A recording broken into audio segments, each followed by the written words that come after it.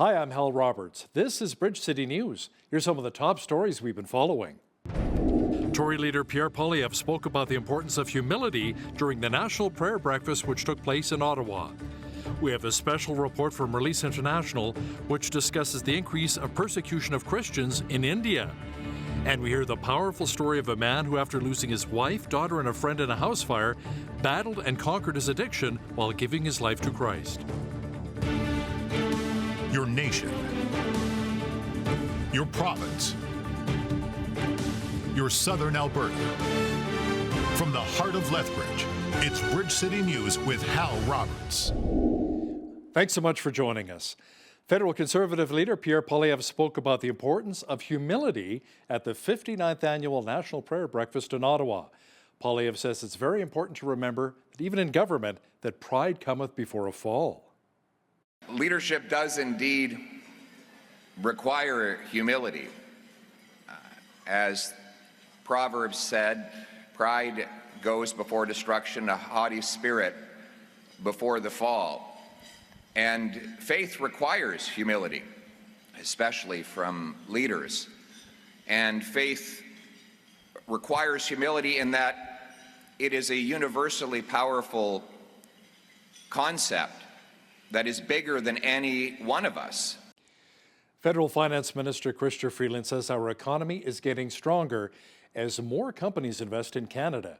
She pointed to the Honda $15 billion EV plant investment in Ontario and the recent Dow Chemical investment of $11.4 billion here in Alberta to build a net zero emissions facility located just outside of Edmonton. Freeland says both projects, along with Ottawa's tax credits, will help create even more jobs for Canadians. She's hoping that all parties will agree. This project will also support thousands and thousands of great jobs in Alberta. The clean technology and CCUS tax credits are in Bill C-59, and the clean hydrogen and clean technology manufacturing tax credits are in the Budget Implementation Act. We sincerely hope that MPs from all parties will put aside partisanship and work together with us in the national interest to pass these essential investment tax credits into law before the summer. Foreign Affairs Minister Melanie Joly says Ottawa stands by its allegations that Canadian citizen Hardeep Singh Najjar was killed on Canadian soil by Indian agents last June. 3 men have been charged with first-degree murder in the case, which was in Surrey, BC, in court on Tuesday. Joly says she still wants to conduct diplomacy with India in private and will let the Mounties investigate instead of commenting on the case. India's High Commissioner to Canada says what makes this case challenging is when Indians move to Canada and become Canadian citizens, a certain connection to India is then lost. There had been unfortunate crimes wherein those who are currently Canadian citizens, largely having their origin in India. India does not have dual nationality. So therefore, if someone becomes a Canadian citizen or citizen of any other country, he or she is no longer an Indian citizen. So for us, technically, the person is a foreigner. So the foreigners having, if I can call it, evil eye on the territorial integrity of India, that is a big red line for us. Indians will decide what will happen to India. Indians will decide the fate of India, not the foreigners. India has gone to the polls to elect a new government amid growing concerns about the rising persecution of Christians.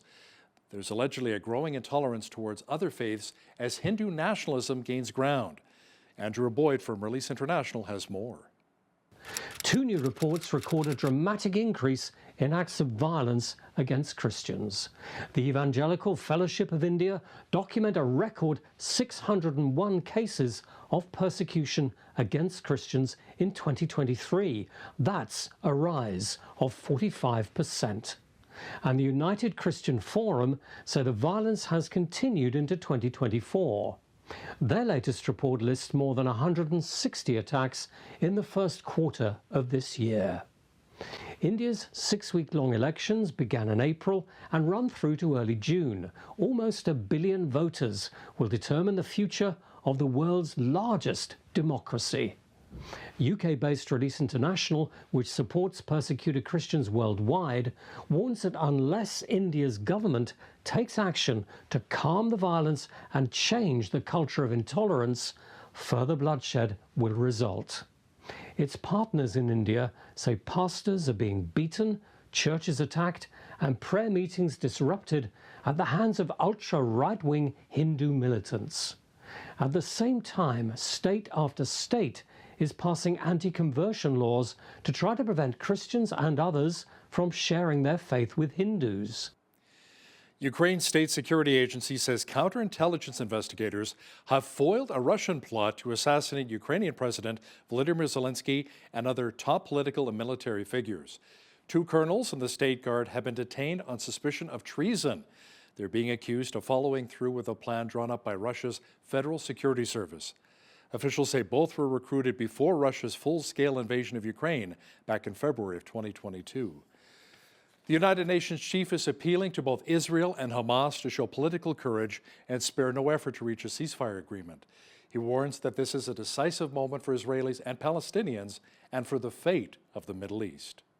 We are at a decisive moment for the Palestinian and Israeli people and for the fate of the entire region. An agreement between the government of Israel and the leadership of Hamas is essential to stop the unbearable suffering of Palestinians in Gaza and of the hostages and their families. It would be tragic if weeks of intense diplomatic activity for peace in Gaza yield no ceasefire, no release of hostages, and a devastating offensive in Rafah. According to TBN Israel correspondent Yair Pinto, Hamas has broken off talks in Cairo with Israel to release the remaining hostages. The Israel Defense Forces has now shifted their attention to destroying Hamas in Rafah, where a number of Hamas battalions are allegedly embedded. The evacuation of civilians in the region continues. The IDF will soon enter Rafah, and the evacuation of civilians from the eastern neighborhoods of the city has already begun, while humanitarian aid continues to be sent into the Gaza Strip. The barrage of rockets and mortars that were fired at the Kerem Shalom border crossing wounded at least 10 people and came as a surprise to everyone. It came after months of intense fighting in the Gaza Strip that included the destruction of many rocket launchers. There has not been many rockets or mortars fired from Gaza for these past months. An IDF spokesperson stated that fighter planes attacked the launcher that carried out the launches towards the area. In addition, fighter jets attacked a military structure in the launch area. It is important to understand that Hamas attacked the crossing from which most of the trucks with humanitarian aid to the residents of Gaza enter. Additionally, Hamas carried out the launches from a position about 350 meters from civilian shelters. This is another clear example of the way Hamas exploits humanitarian facilities and spaces for terrorist purposes, shamelessly using the civilian population as a human shield. Pro-Palestinian protests have now expanded into Europe. Around 125 activists were arrested as police broke up a pro-Palestinian demonstration camp at the University of Amsterdam earlier today. Vervolgens heeft de UvA gevorderd dat de mensen het terrein moesten verlaten. Daar is geen gehoor aan gegeven. Uiteindelijk heeft het Openbaar Ministerie beslist op het erfrecht vredebreuk dat de personen het terrein moesten verlaten. En op basis daarvan hebben wij dit gebied ontruimd en deze groep personen aangehouden. En het gaat om ongeveer 125 personen. Closer to home, some students at the University of Manitoba have begun a protest encampment on the campus in South Winnipeg. They say they're rallying in support of the Palestinian people in Gaza. Close to 50 people joined in the protest earlier today. The rally is one of many at universities and colleges across North America. A security guard working outside of singer Drake's Toronto mansion was seriously injured in an early morning shooting on Tuesday. Toronto police say they have surveillance video of the shooting and are looking for suspects as the vehicle then sped off. Police say they have been in contact with Drake's team who are cooperating with their investigation. Police are not confirming if Drake was in fact at home at the time of the shooting. Well, the heavens opened up, and we've had a lot of rain today in Lethbridge. Jeanette Rocher is now with an early look at the forecast. Jeanette, the moisture is a welcome sight for many of our farmers. Yes, and Hal, I believe you told me that to them it's like gold falling from the skies. Well, I guess to most of us, these heavy downpours like this can actually be a little bit treacherous because they could cause some flash flooding. They could cause pooling on the roads, so it could make driving a little bit hazardous. And also watch for washouts near rivers and culverts and creeks. Yeah, all of it can be a little bit dangerous. Now, this rain is to continue into this evening. We're looking at another 30 millimeters overnight and then another 10 millimeters by tomorrow. And then it should start to taper out by Wednesday afternoon. I should add as well that we could see some snow mixed in with that rainfall on top of everything else. Overnight low this evening, 2 degrees up to 10 degrees tomorrow. And those winds also should be dying down to 70 kilometers per hour and then tapering off tomorrow. So I'll have what's in store for us for the rest of the week coming up later on in the show. Great. Thanks so much, Jeanette. In a world where so many people are battling addictions and suffering, one man found his way out. Alan Nelson says it was his relationship with Jesus which helped set him free and on the right path of healing. BCN's newest edition, video journalist Heidi Echeverria has that powerful story. When I had an encounter with God and accepted Jesus into my heart, and that was the game changer. That was the game changer in my recovery journey. Alan Nelson is a man who battled addictions for more than 40 years. He had to deal with the guilt of losing loved ones as a consequence of his addictions. He says only Jesus Christ gave him the victory to overcome and allowed him to change his life. Alan Nelson shares his story. My addiction started when I was probably about 14 years old. The first time I drank alcohol, it did something to me that I really liked. So everybody, all of my family drank, and everybody I knew drank, and that was just normal. So I drank just like everybody else. And then I joined the military in 1968, and the military very much revolves around drinking a lot of times. And so everybody drank, so I drank. I think I knew very early that it did something to me that I didn't like, but yet there was enough that I liked that I wanted to keep going there, because then I could be happy and I could dance and be a big joker and everything, and I just wanted everybody to like me. But it got to the point where I had to have it. Lost my wife, my daughter, my friend Larry. I'm just ever so thankful that my daughter Tina wasn't home that night. 3 people lost their lives as a direct result of addiction. It was October 22nd of 1988 that an investigation determined that a house fire from a cigarette claimed the life of Nelson's wife Karen, daughter Shannon, and his friend Larry. Nelson himself spent 2 months in a burn ward in a Calgary hospital as a result of the injuries sustained from the blaze. Well, after I lost my wife and daughter, the alcohol took away some of the pain for a short period of time, and the cocaine took it away faster. She was 15 when her mom and sister died, and then it was 18 years later, so she was married with 2 kids already when I was on the cocaine. And, it came to the point where I loved my daughter very much, and we always cherished the time we had together. But I phoned her one day and said, "Oh, I'm going to come for a visit." She said, "No, you can't come anymore, Dad, because I don't know what you're going to have with you or in you, She told me afterwards it was the hardest thing she ever did.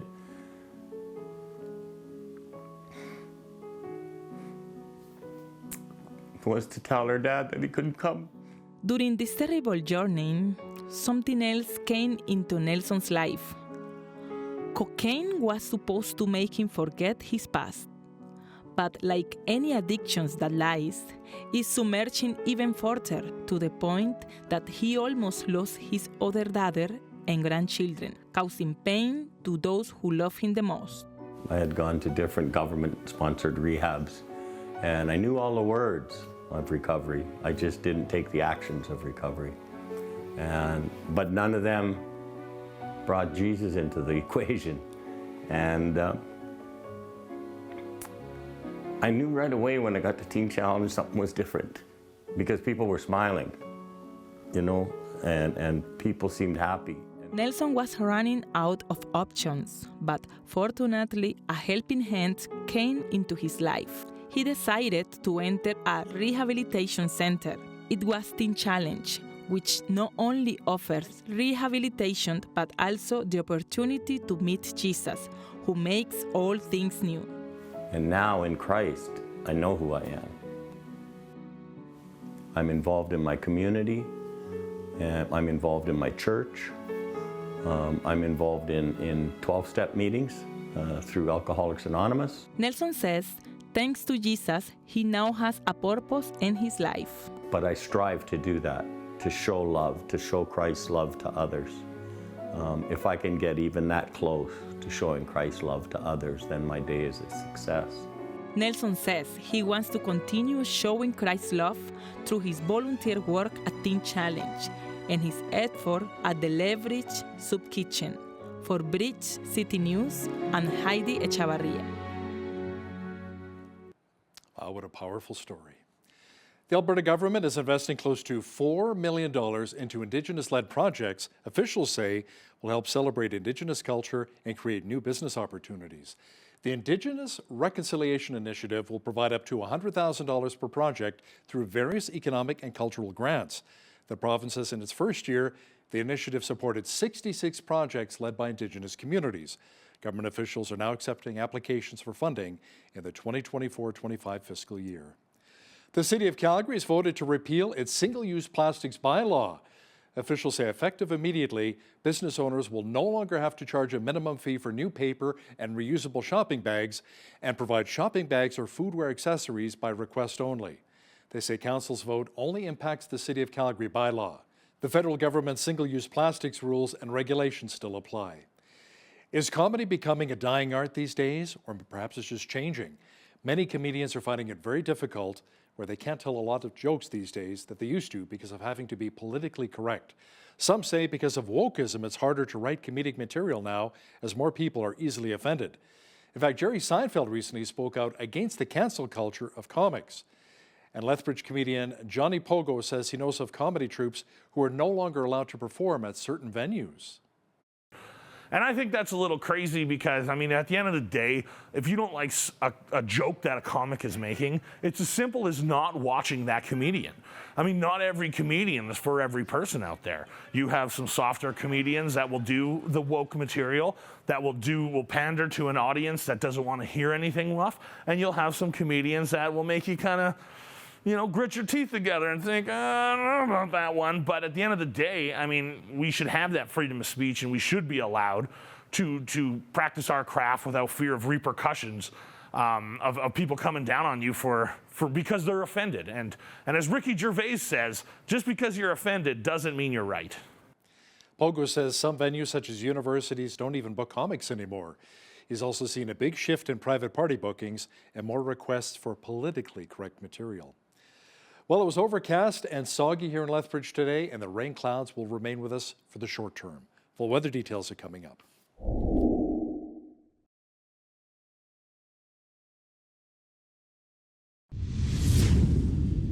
We have seen quite a bit of rain across much of southwestern Alberta today. The rainfall warning from Environment Canada continues. Jeanette Rocher is here now with all of the weather details. Jeanette, how long will the rain last? Well, we should see it start to taper off by Wednesday, Hal, but not before we see a little bit more. Oh, yes, there is more where that came from. So we're looking at possibly 20 to 30 millimeters more rainfall tonight. It could be mixed with some snow, too. And then as we get into Wednesday, we could see another 5 to 10 millimeters earlier in the day. That, too, could be mixed with some snow. I know I said that dreaded S word. It's May. We're not supposed to be seeing snow, but it's going to be mixed with all that rain. And by Wednesday afternoon, we should see it all start to taper off, as well as the winds should start to lighten up a bit. But we are still seeing a double digit tomorrow, high of 10 degrees. After that, it's just making way for a beautiful week ahead of us. Lots of sunshine. And the temperature is just going to get warmer and warmer. 17 for a high on Thursday, up to 23 on Friday. That's more like it. And then look at that Saturday forecast. Clear skies, 25, all the way up to 27 degrees on a Sunday. And then Monday, 25 again, rounding out that 7-day forecast. So I'm liking that forecast as we get towards the weekend there, because it's looking more like a summer compared to what we're seeing right now. So average high for this time of year, 17, average low, 3 degrees. 30, that was our record high on this day. That happened back in 1987. And in 2000, we were sitting at -6, which was the record low on this day. Sun rose this morning at 5:57. And look at that sunset just before 9 p.m. tonight. We're seeing 8:59, right on the nose there, giving us 15 hours. 2 minutes of daylight. So we're now in that 15-hour mark, 3 minutes longer than we saw yesterday. Pair of 16s tomorrow on the coast with mainly clear skies. Could see even warmer conditions as you go further inland. In Vancouver, more like 19 degrees. Now Edmonton still seeing 5 millimeters of rain overnight. Should be clearing up tomorrow, high of 15 degrees. Calgary was under a wind warning earlier today as they saw those 90-kilometer-per-hour winds, just like Lethbridge did. Now the good news for Calgary is that those winds should be dying down to 70 km tonight and then lightening up quite a bit by Wednesday, as well as the rain as well. Their rain should be stopping by Wednesday morning, high of 12 degrees tomorrow in Calgary, leaving way for a mix of sun and cloud tomorrow. So 19 in Saskatoon tomorrow, clear skies, and in Regina looking at 30 to 50 K winds, partly cloudy skies, 18 for high. Winnipeg also seeing a lovely 23 degrees and mainly clear skies. Could see a bit of windy conditions there as well. Now as we get to the central part of the country, 22 for a high in Toronto. Toronto seeing a 40% chance of showers. Could see a risk of a thunderstorm there as well. Ottawa, quite a bit more rain. We're looking at 10 to 15 millimeters of rain. Risk of a thunder shower as well there. 13 for a high, 12 for a high in Montreal. Montreal could see rain beginning in the morning. As we get to the East Coast, Fredericton seeing a 30% chance of showers. Going to start out the day fairly sunny though, and then increasing clouds throughout the day, and then we could see those showers later on in the day. 16 for a high there. Lovely 18 degrees in Halifax. Cooler by the coast though, more like 10 degrees, and then 10 for a high in Charlottetown with clear skies. And looking at a chance of showers tomorrow in St. John's with a high of 14 degrees. So there you have it. That is your forecast. The U.S. Federal Aviation Administration has opened an investigation into Boeing after the beleaguered company reported that workers at a South Carolina plant falsified inspection records on certain 787 planes. Boeing said its engineers have determined that misconduct did not create an immediate safety or flight issue. Now, an executive who leads the 787 program said in an April 29th email to employees that a worker observed an irregularity in a required test of the wing-to-body joint and reported it to his manager. Boeing investigated and learned that several people had falsified inspection records by saying they had completed certain tests when they had not.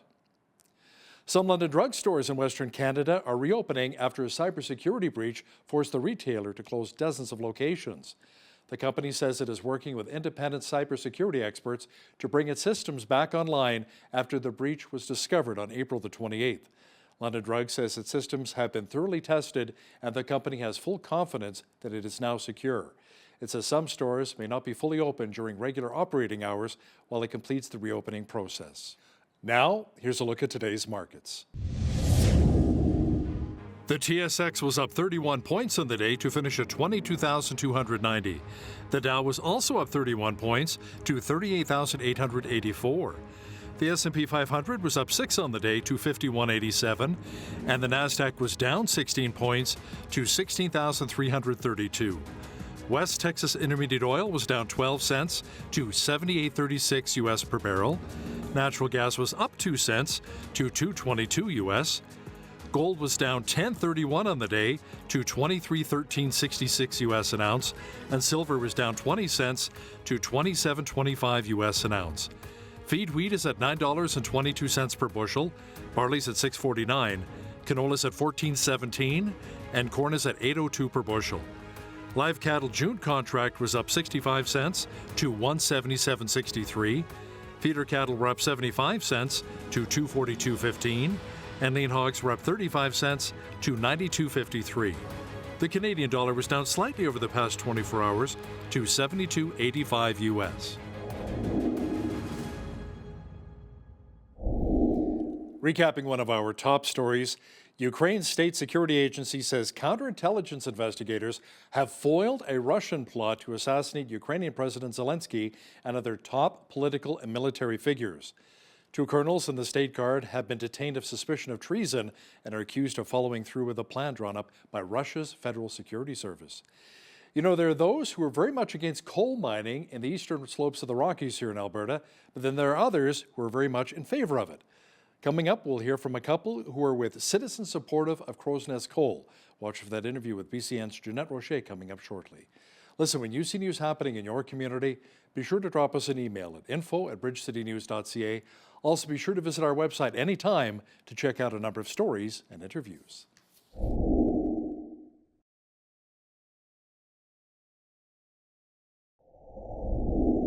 Well, if you just mention the phrase coal mining, it won't take very long to get some negative comments or even dirty looks coming your way. But is coal mining necessarily always a bad thing? Besides the cons, are there some pros? Well, today's guests are going to share an interesting perspective. Joining me today from the Crow's Nest Pass in southern Alberta are Carmen and Troy Linderman. Carmen is the Director of Citizens Supportive of Crow's Nest Pass. So welcome to Bridge City News, you two. Thanks so much for being here. Great to have you on today. Thanks for having us. Thank you. Absolutely. Okay, so maybe why don't we start off by having you give an overview of what your organization is about and what it's hoping to accomplish. So we're a nonprofit organization that supports metallurgical coal mining in our area. We're made up of local citizens, and we think that with responsible mining and modern mining techniques that we can mine our resources responsibly and our town could benefit from it. So we live in the area. We love the area. We wouldn't want to see anything bad happen to it. My grandkids swim in the rivers, and so yeah, we're supportive. We think we can do it responsibly. Okay, interesting. So I believe you want viewers to understand that you're not planning on developing a whole new coal mine, right? But rather just restarting an abandoned coal mine? Right. Grassy Mountain was abandoned about 60 years ago, and it never ever did get reclaimed. So our hopes is we can mine what's left of the met coal there. Met coal is used for making steel. And if we can do that responsibly, it will actually get reclaimed.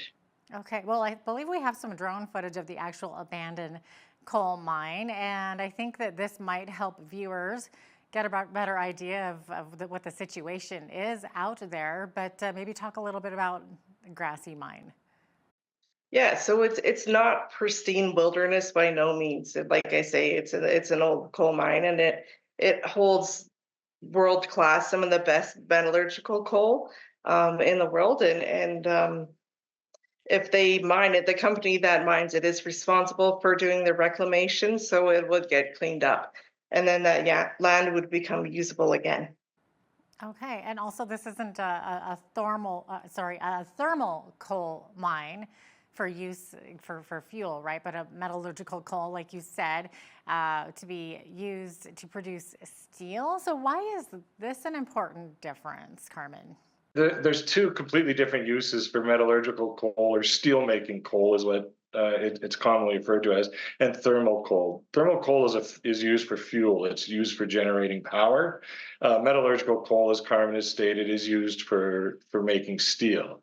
And one of the biggest differences is that with thermal coal, or energy producing coal, there's alternatives. There's natural gas, there's solar, there's wind power. For making steel, there really is no alternative. Metallurgical coal needs to be mixed with iron ore to create steel, and the demand for world steel is only going up, and the supply of metallurgical coal is going down. So you could see a problem coming. So we support this on those bases, and on the basis of the reclamation and the benefits to the community. Okay, well, you spoke of benefits. So what are the benefits of a coal mine to a community like the Crow's Nest Pass? Well, I think it'll revitalize our community. It'll provide high-paying jobs, mortgage-paying jobs, which is really important. It'll provide our youth with opportunities for, like there's lots of things that go into a coal mine. It's not just truck drivers. So there's electricians, there's mechanics, environmentalists, so it'll provide our youth and local and surrounding area with opportunities to have those jobs. It'll lower our taxes and also it'll attract families to our community. We're a community of the elderly. So we have a lot of elderly folks here and yeah, it would be nice to have our kids a reason for our kids to stay. Oh, yeah, that's a good point. So how many jobs do you estimate this could bring to the pass, including spin-off jobs?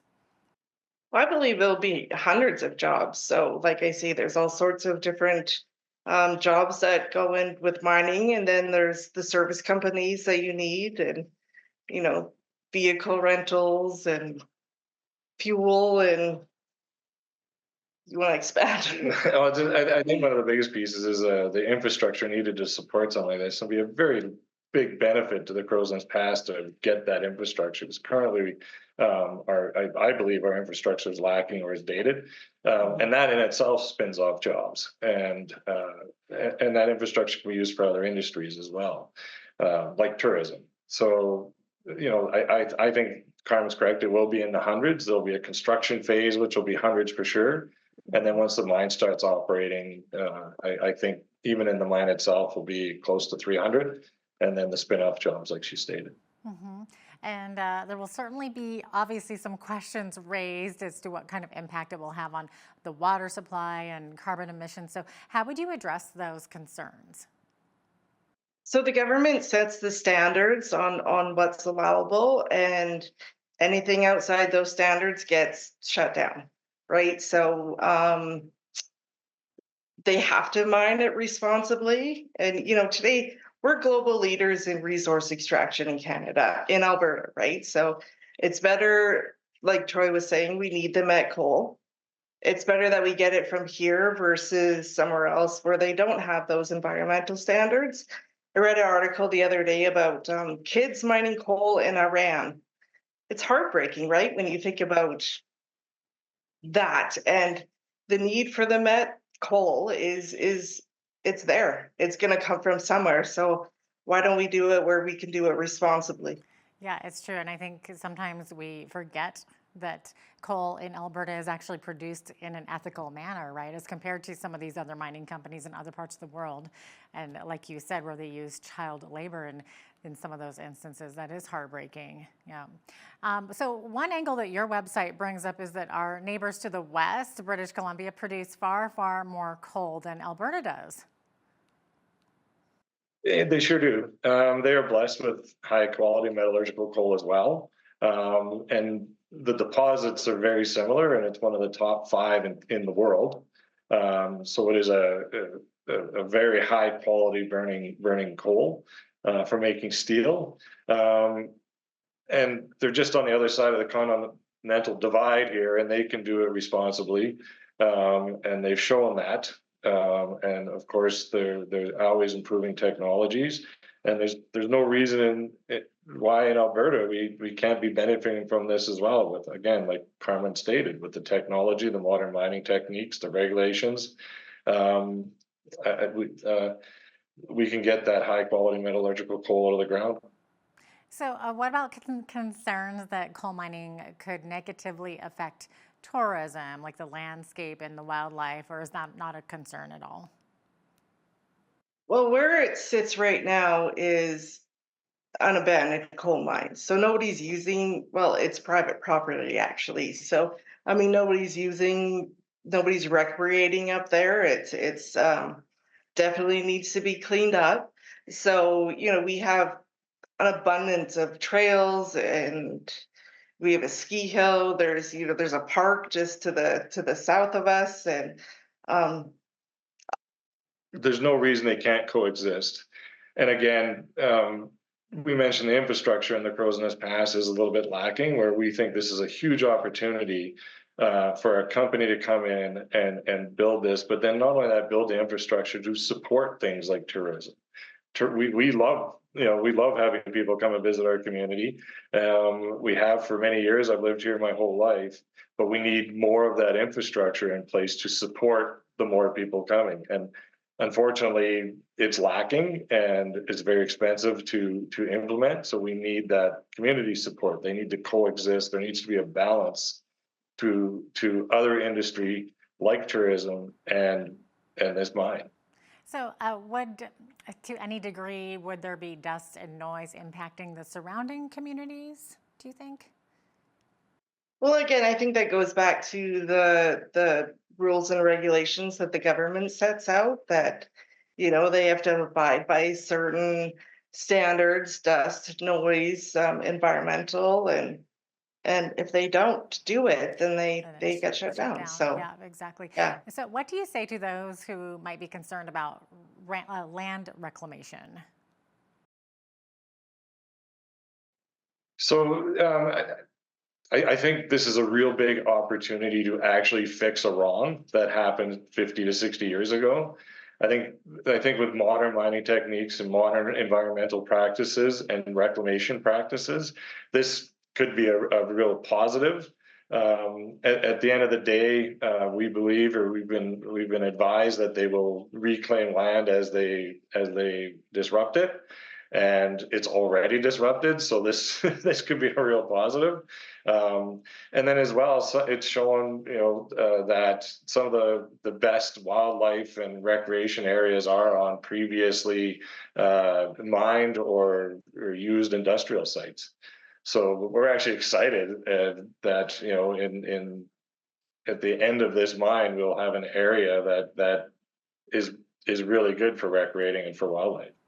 You look at what they're doing up in northern Alberta. I mean, they're bringing bison back, and it's beautiful. You can't even tell that it was a reclaimed site. So Wow. No, that's interesting.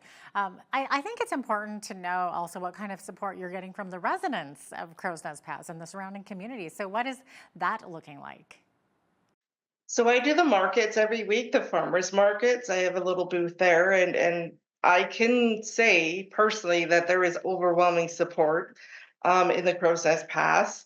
I did a trade show in Pincher Creek last weekend before, and we were surprised about the amount of support that we had there as well. It was mostly positive. Like, there's a couple people that are nervous about the mine coming in or a drilling program, but yeah, overwhelmingly supportive for sure. Okay. And are you also getting support from municipal and provincial politicians? Our municipal government is supportive of a responsible mine, and we hope that our provincial government is the same. Okay. If any viewers wanted to join in with your vision, how would they go about doing that? So you could go onto our website. We encourage you to check it out. It's crowsnestcoal.org. You can sign up on there and receive our emails, newsletters, updates, and yeah, if you would like to become an active member in our group, send us an email and we'll be in contact. All right. So what's the next step then for you guys as far as moving forward with this? Well, we're just going to keep on supporting the process, and hopefully we'll get an outcome of a responsible metallurgical coal mine. One of the biggest pieces is getting the accurate information out, which is readily available. There's on our website, there is a lot of really good information out there. So we encourage people, and many of the people we saw in Pincher Creek, they were unsure, but they wanted more information, which was really encouraging. So we advise the same, like get informed about it from good information sources, and we're going to be there trying to support this in our communities and with government and doing interviews like this. That's why we appreciate it. Not many people know that it's an old abandoned coal mine, not many people know the difference between metallurgical coal and thermal coal as well. So it's important to know those differences. True. Information and education are the key to that. Absolutely. You mentioned that it's on private property. Do you know the owner? Have you talked to them about sort of purchasing that or working with them for this? Well, the owner of the property is Northback. They own that property. Our group supports any industry that wants to come to the Crow's Nest Pass because we truly believe we need it, and they've given us the opportunity to go up for tours and stuff and see what it's really like up there. Okay. Have they actually started the process yet, or are you just kind of in a holding pattern right now, waiting? We're waiting. The Northback's waiting on a drilling program, exploration program. Okay. And do you have to sort of get the green flag then, or the green light from the province? From the Alberta Energy Regulator, yes. Okay. Yeah.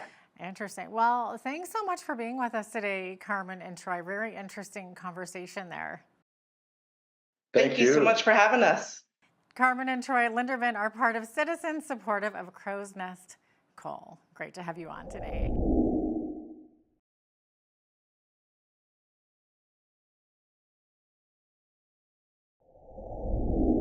Well, from alcohol and drug addictions to life's hurts and pains, the reality is most of us know someone, whether it's a friend, a coworker, a relative, or anyone who struggles with this.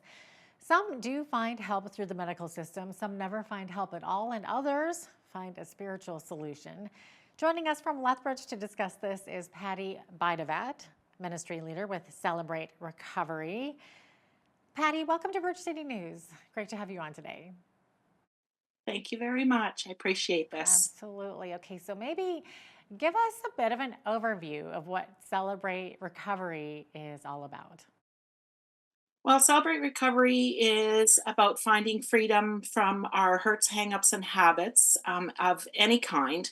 Most of us in life have been hurt in some way or another. And some people think that this is just for people with addictions, but it really truly isn't. We've all had hurts or hurt somebody at some point. And so we get freedom through Christ. And this is long lasting true freedom. Okay. And you meet in Lethbridge, right? So where and when do you guys meet? We meet on Friday evenings at 7 p.m. at the Park Meadows Baptist Church. And the last Friday of the month, though, we start at 6 o'clock because we have a pizza supper. And then it's a special Friday evening that it's a celebration. So Celebrate Recovery, we celebrate. Okay. Now, you mentioned the church there. Now, are people who aren't involved in any church or even non-Christians welcome to attend as well? Everyone is welcome to attend. We welcome with open arms anybody, and we are glad to see new faces, and it is growing. It is ministering to Christians or non-Christians, and it's a great program for absolutely everyone, men and women, anybody above the age of 18. Wow. Okay. And so you say that the program, it's not just for people who are struggling with drug and alcohol, but for a wide variety of hurts, right? Or habits or hangups. How do you help those people? Maybe explain that a little bit. Absolutely. It is for a wide variety of hurts, hangups, or habits. Some people have issues with codependency, or maybe there might be other addictions like shopping addiction or food addiction, or just simply been hurt and are struggling with maybe some anxiety or depression and just need some support from a loving group of people that love God and love each other and just want to help one another in finding this true freedom. And it's a part of what God has brought into my life and many people's lives around the world.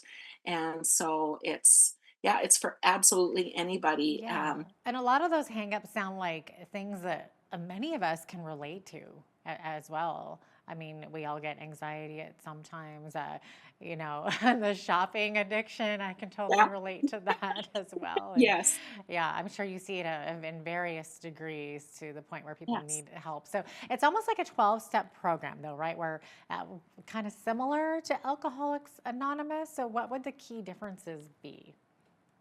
Well, it is very similar to the 12-step program of Alcoholics Anonymous. I have not been involved with Alcoholics Anonymous, so I'm not familiar at all. But from what I've heard, and that's where it originated, John Baker from California was very involved. He's passed away last year, but he started at Alcoholics Anonymous, and then he was wanting to do something that was Christ centered. And so he talked to the pastor of his church, Rick Warren, and that's where it all started. Rick Warren just said, "Okay, this is your ministry, go with it." And so it's biblical based. The 12 steps approach is from the Beatitudes, from the book of Matthew. And so it's very, set up the similar to Alcoholics Anonymous. We also have 8 principles. Uh, and so it's really set up well according to how God wants us to be able to truly find freedom, and not as the world sees it. But it's great. Interesting. It's interesting that it was started by the same person who started Alcoholics Anonymous, or AA, as it's more commonly known. And it sounds almost like he wanted to kind of make it a little bit more spiritual. Like AA is spiritual. They talk about your higher power, but it sounds more like he really wanted to hone in on that sort of Christian angle. Is that kind of what I'm getting from that? Yes, Hmm. exactly. He went to church there at Saddleback in California, and there was no Christ-based program to help people with addictions, and he had an addiction, and so he was searching, and so then he wrote up this. Uh, yeah, a paper to the pastor wanting to start a ministry, and Rick Warren just said, "Go with it. It's blessed by God, and it's in every country around the world. It's a huge ministry, and it is really truly helping many, many people. And me personally, it has helped me, as I have been hurt in my past, and so." I came just, seeking help because I was struggling with some anxiety and depression. So, yeah. Yep. Okay. And I guess you turn around and now you're leading that group, right? Yes.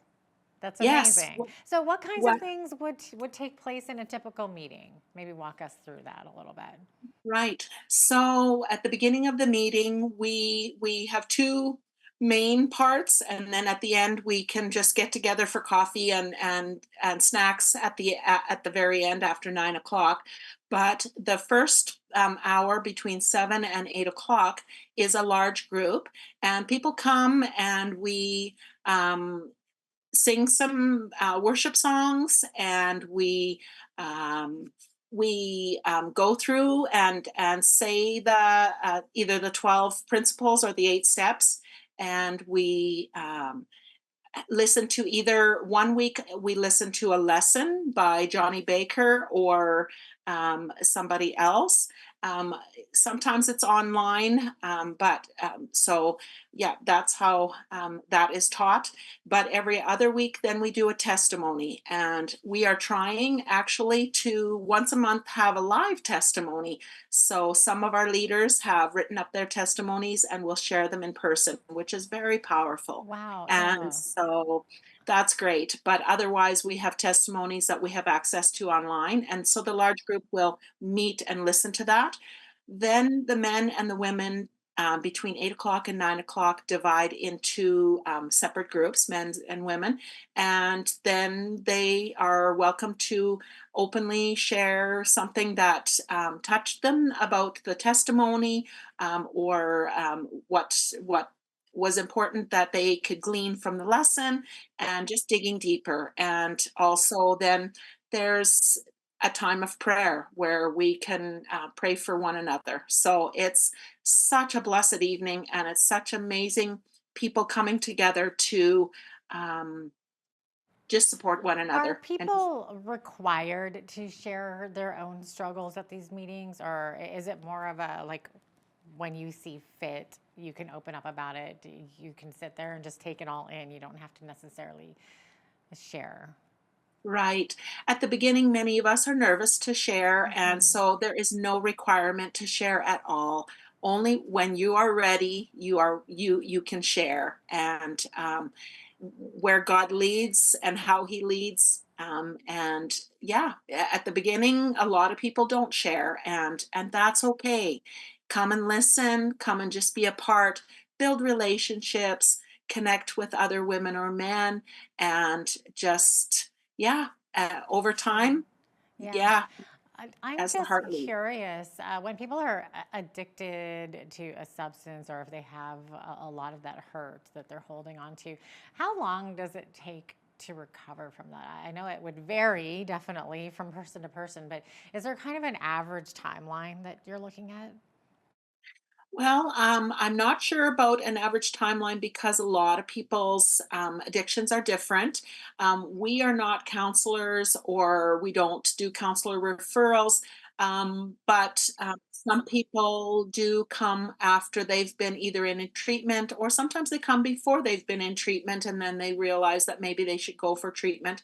So it definitely varies. I don't know if there is a an average time line, but for every person, it all depends on how serious you are and how diligent you want to dig into your Sure. Yeah, healing no, that and makes sense. your journey. Are there any particular keys to breaking an addiction? Um, there is ultimately giving it to God. God really leads, and so that's a huge thing. Connecting with other people that attend and finding that support when you are struggling. We freely can share our cell phone numbers, or communicate with people on Friday nights. After the Friday nights, um, the men have started something on a separate night called Step Studies, which digs deeper through some actual work and whatnot. And it's usually about a year long. The women are going to be starting shortly for these step studies. And so it's a separate day of the week. And you dig deeper, but you also connect more deeper on those during those step studies. So that's a separate, other than Friday nights. And so that, depending on how deep a person and how diligently a person is working on that, will be how quickly and how soon you will find that some true freedom. Sure. And of course, we are human beings, and obviously, people have relapses. So, what happens when a person relapses? What's the plan for that, and how often does that tend to happen? For every person, it's different, and a relapse can happen sometimes even at the beginning, one every other week or every week or whatever. Sometimes, whatever, like it can happen. And there is some of the lessons are geared to relapse. So there is one of the lessons called relapse, and it really helps us be aware that relapse is possible, and if it does happen, what we can do. And what we can do is just keep going. Pick up your bootstraps, like don't um, stop your healing journey. And that's when we truly need to lean into our fellow Celebrate Recovery people, our and really just talk to them and just be open and honest. And there is no shame in coming back whatsoever. We are just glad that people will come back after relapse, and that we know they will, continue. And that's the blessing of seeing that, where somebody has relapsed and they just keep then walking the journey. Yeah, I mean, we often hear that sometimes our social circles can shape us. So, with that said, how important is it for someone who wants to break that cycle of addiction to form some new social networks, get some new friends? Is that almost key?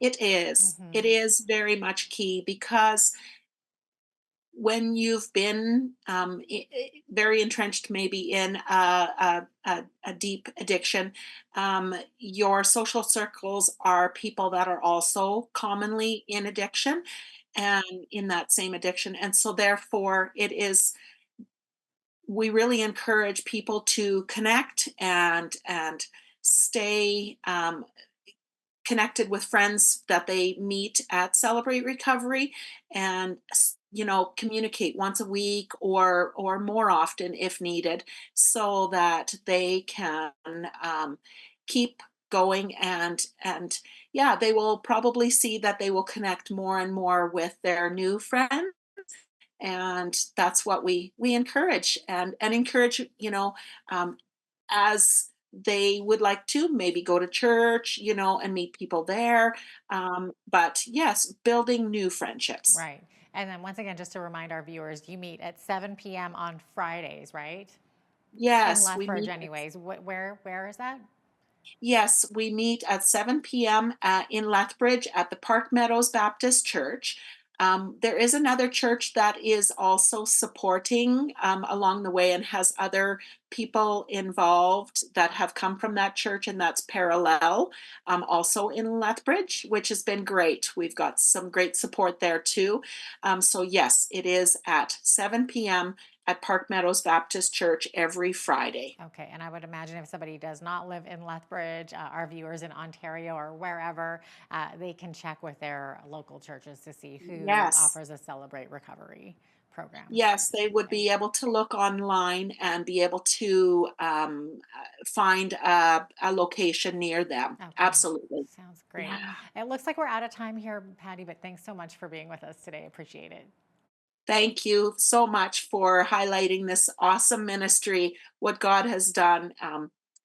He's just continuing. Patty Bidevat is a ministry leader with Celebrate Recovery. I'm Jeanette Roche on behalf of all of us here at Bridge City News. Thanks so much for watching.